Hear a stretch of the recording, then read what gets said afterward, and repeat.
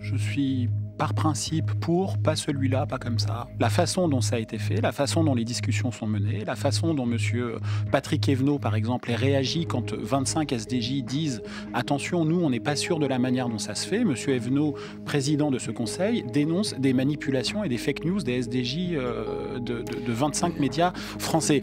Je trouve que quand on crée un conseil de déontologie et qu'il y a 25 SDJ qui disent « On a des prudences », c'est un peu comme la réforme des retraites. C'est que peut-être ça s'est pas très bien passé dans la discussion et que peut-être il faut reprendre les choses plus patiemment au lieu de vouloir passer en force comme ça. Par ailleurs, contrairement à d'autres pays européens qui ont été cités, nous avons un code de déontologie depuis 150 ans qui s'appelle la loi de 1881.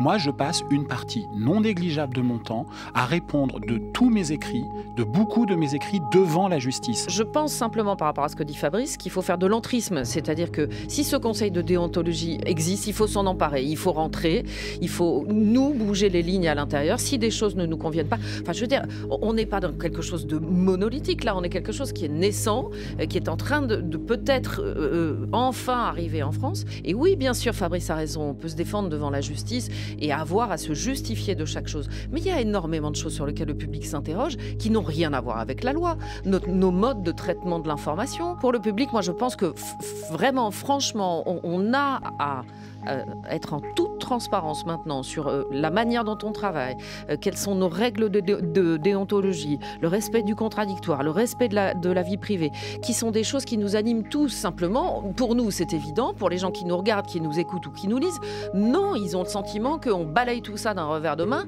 On a le devoir de s'expliquer vis-à-vis du grand public et donc de s'emparer de ce conseil de déontologie.